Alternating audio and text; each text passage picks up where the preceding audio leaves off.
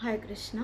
शिल प्रभुपाद की जय, गुरुदेव महाराज की जय, अनंत कोटि वैष्णव बृंद की जय। तो আমরা আজকে একটা ছোট লীলা শ্রবণ করব।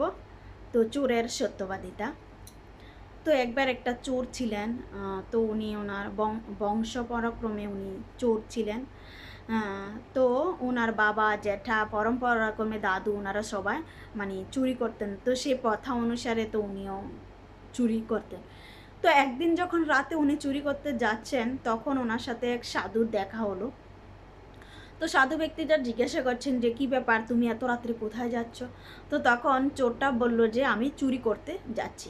বলছে এটা তো ভালো কথা, চুরি করতে আবার কেউ আপনি বা আমি বা কেউ যদি কখন চুরি করে তখন কি সে কি বলে যে আমি চোর বা আমি চুরি করতে যাচ্ছি?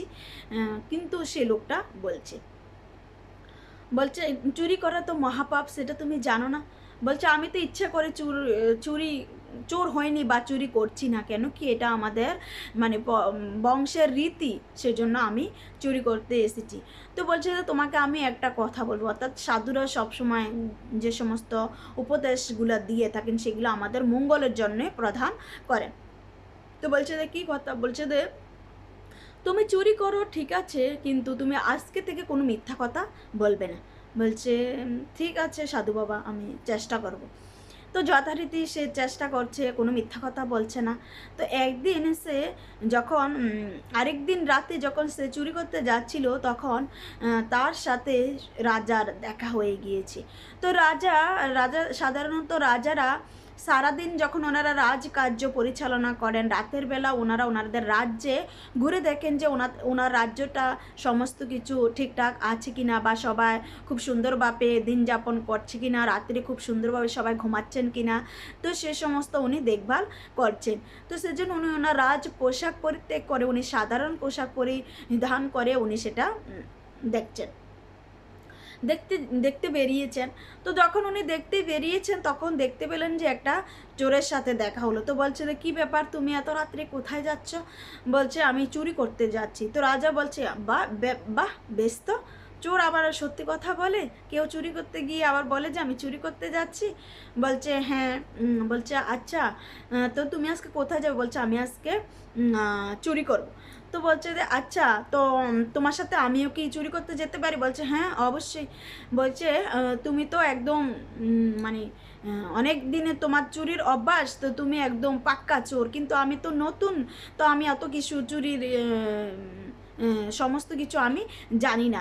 তো রাজপ্রাসাদে কিভাবে চুরি করতে হয় বা কিভাবে মানে গুপ্ত রাস্তা দিয়ে যেতে হয় সে সমস্ত কিছু আমি জানি, এবং রাজপ্রাসাদের গুপ্ত ধন কোথায় রাখা আছে সে সমস্ত কিছু আমি জানি। তো আমি তোমাকে কি করতে পারবো, সহযোগিতা করতে পারবো। বলছে ঠিক আছে। তো বলছে তো তুমি গোপন রাস্তা দিয়ে রাজপ্রাসাদে প্রবেশ করো এবং সমস্ত কিছু তুমি চুরি করে নিয়ে আসো। তো রাজপ্রাসাদে যথারীতি চোর চুরি করতে গিয়েছে, সেখানে উনি যখন চুরি করতে উনি রাজপ্রাসাদে গিয়েছেন, তো সেইখানে হীরা মণি মুক্ত জহরত সমস্ত কিছু উনি মানে চুরি করছে।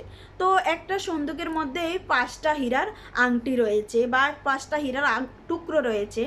তো বলছে যে আমরা তো দুজন, তার আগে রাজার সাথে ওর কন্ট্যাক্ট হয়েছে যে যা যা চুরি করবো সব তো অর্ধেক তোমার আর আধা আমার, মানে অর্ধেক আমার। বলছে ঠিক আছে। তো যথারীতি সে সমস্ত কিছু চুরি করছে। বলছে এখানে তো 5টা টুকরা হীরের, তো আমরা তো দুইজন, তো দুটো দুটো করে আমরা 4টা নিতে পারবো, 4টা নিয়ে যা, আর একটা আর তো ভাগ করতে পারবো না, তো সেটা আর নিব না। তো চোর 4টা হীরের টুকরা চুরি করে নিয়ে এসেছে। তো চোর এবং রাজা রাতের বেলা ওরা দুজনে সমান সমান করে ভাগ করে নিয়ে গিয়েছে।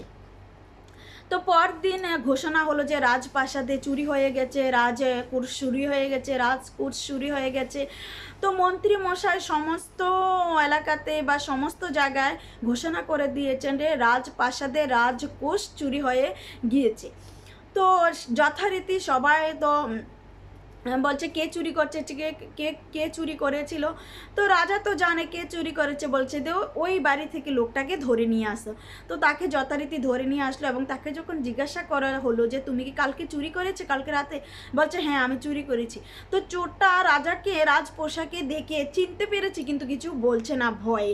তো তখন রাজা বলছে দে হাই এরকম করে চোরটাকে মানে বলছে বলছে যে আপনারা, আমি তো কালকে রাত্রে চুরি করেছিলাম একসাথে। আপনি রাজা, বলছে যে আমি প্রতিদিন এভাবেই আমি বিচরণ করি আমার রাজ্য পরিচালনা করার ক্ষেত্রে। বলছে সত্যি সত্যি তুমি বলো তো, তুমি কি কালকে এই 5টাই হীরা চুরি করেছিল? বলছে না, আমি তো আপনার সামনে 4টা চুরি করেছি, আরেকটা আমি চুরি করতে। তো তার মাঝখান দিয়ে মন্ত্রী মশাই যখন উনি সমস্ত কিছু চেক করতে গিয়েছিলেন, তো একটা হীরের টুকরা উনি ওনার পকেটে রেখে দিয়েছেন। তো বলছে যে এ তো মিথ্যা কথা বলে না, চোর তো মিথ্যা কথা বলে না। তো তো বলছে যে মন্ত্রী মশাইকে জিজ্ঞাসা করা হয়েছে, মন্ত্রী মশাই আপনি পুরোটা চেক করে সুন্দরভাবে দেখেছেন তো এখানে কি আসলে সত্যি সত্যি আছে কি না? বলছে না না রাজামশাই নেই। তো যখন সত্যি কথা বলল যে মানে আমি 4টাই চুরি করেছি, 5টা চুরি করিনি, তো সেই কথা যখন বলছে তখন মন্ত্রী খুব কাঁপছে, ভয় পাচ্ছে, এবং মন্ত্রী কাঁপতে কাঁপতে মন্ত্রীর পকেট থেকে সেই একটা হীরের টুকরা পড়ে গিয়েছে।